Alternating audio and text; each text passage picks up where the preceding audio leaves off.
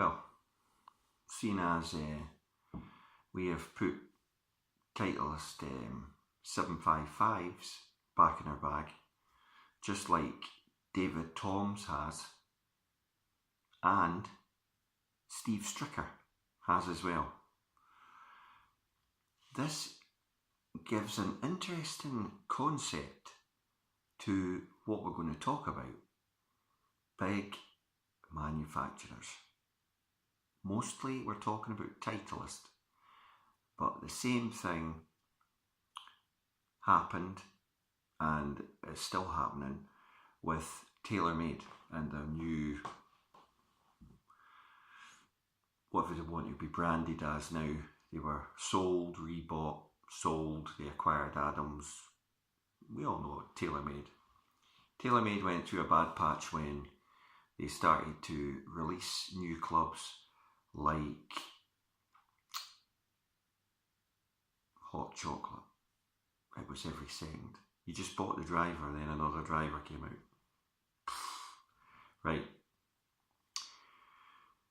These are great irons. Titleist have always made great irons. End of. Whether you think they're players clubs or low handicappers clubs, Titleist have always made great clubs. But, and here's the thing, the golf ball market, they were always number one in that. They'll tell you that they became number one on tour for the driver. USA Tour. They became number one for fairway woods and number one for hybrids. Only one problem: when you get to number one, where else can you go?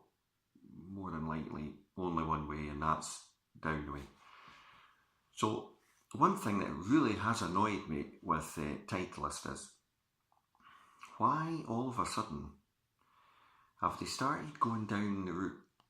And I've had to get like 3 different phones here so that I can relay this information to you, and that gives you a clue about what I'm going to be talking about. The US Open's just round the corner. I've got my bets on. Ka-ching! Titleist are going to release a whole stack of new clubs. Like, they've not released enough new clubs, right? So wait for it.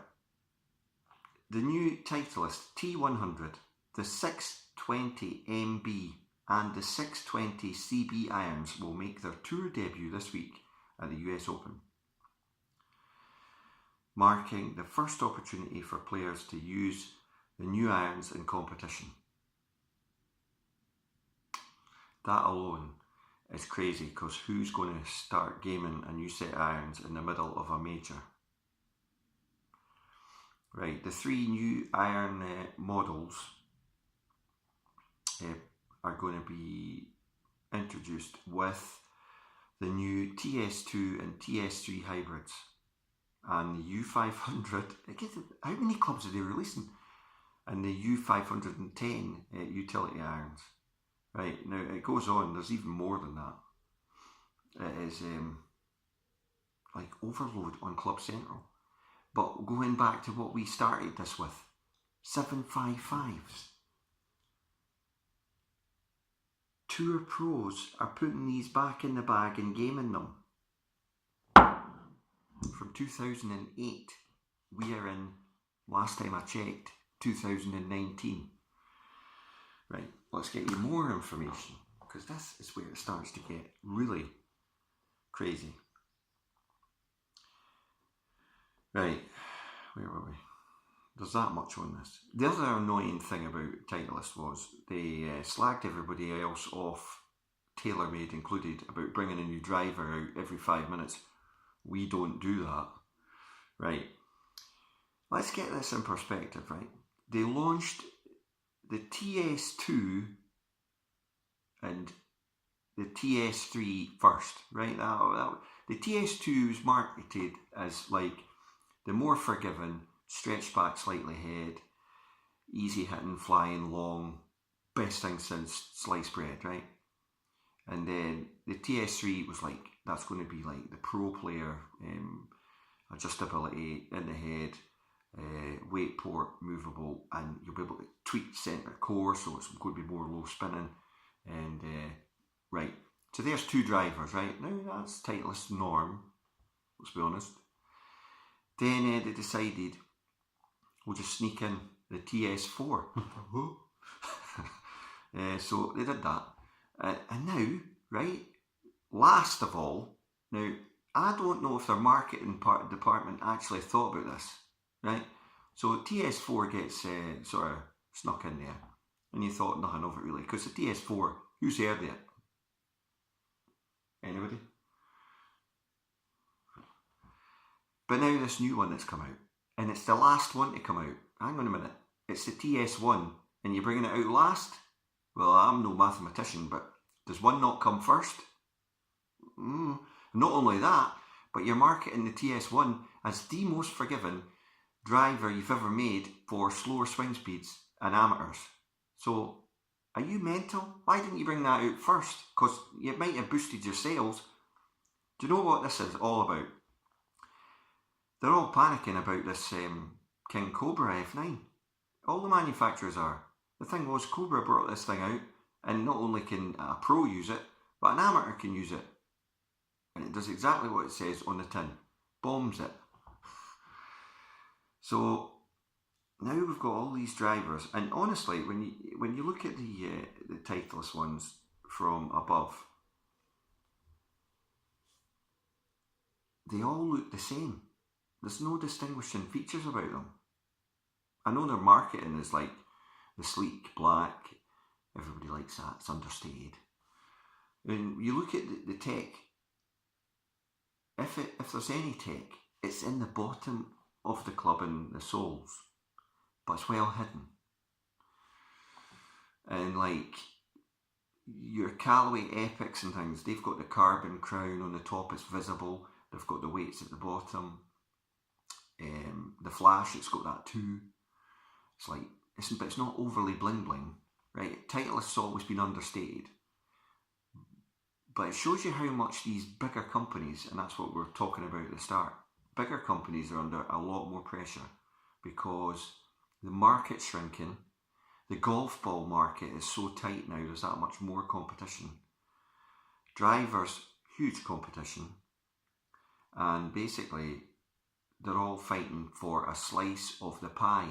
Now, that pie, if you think of it as a big apple pie and it's cut into slices, it's getting smaller and smaller and smaller and smaller and smaller.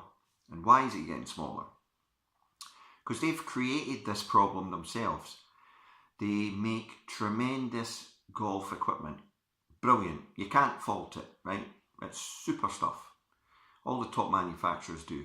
We're including TaylorMade in this, Callaway, even Wilson, right?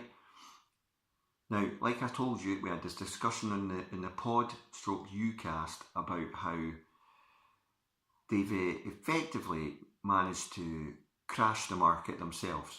So, if you go to trade in your golf equipment and it's older than 2 gen, that's like, it's older than 2 years, it's getting zero money.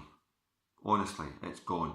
The value is plummeted. So you can pick up a set of these irons, forged, dynamic gold, sensor core light, S400 shafts, in mint condition, no marks on the face.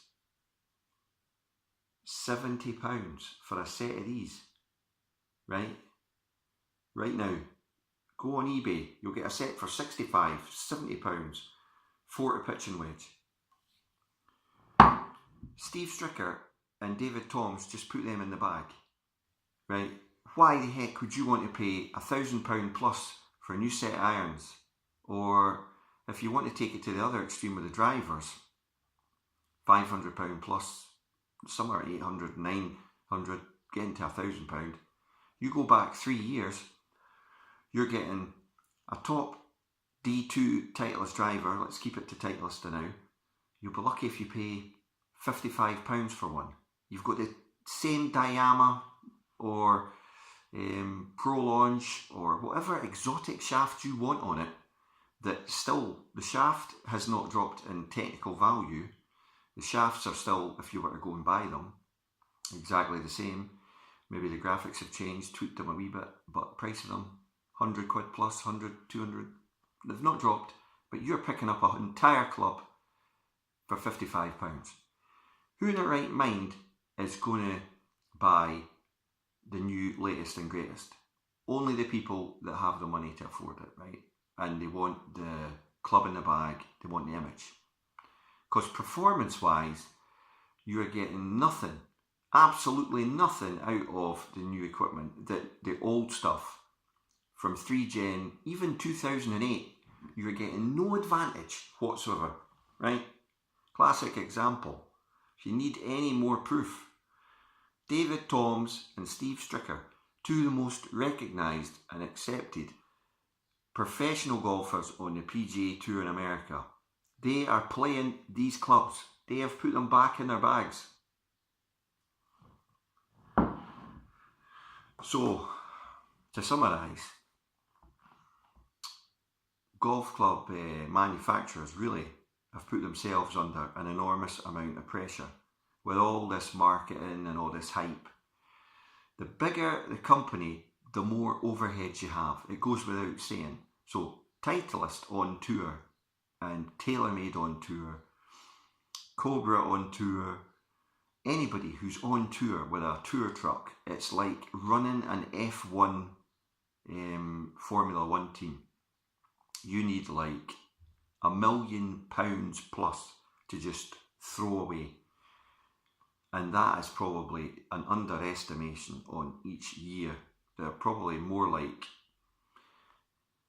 I would guess, $5 million on the US side and possibly about $1.5 million, $1.8 million on the European tour side. And that's just to keep their operation running. That's why when we talked about way back, TaylorMade decided we're not going to the show. The show? Yeah, the US golf show, the biggest golf show in the world. They didn't go. They'd released all their equipment months before it. Everyone knew what it looked like, so the bang was gone. And to put that show on, it costs $1 million. Like, for that individual company to actually go to it, costs $1 million. TaylorMade decided, you know what? We're not going. Now, these bigger companies, they could be in a bit of bother. I mean, if you keep producing new clubs, and when was the last, well, let me ask you this and you can comment below in the comments. When was the last time you saw anybody playing with a brand new set of Titleist irons? Comment below. That's full set of irons.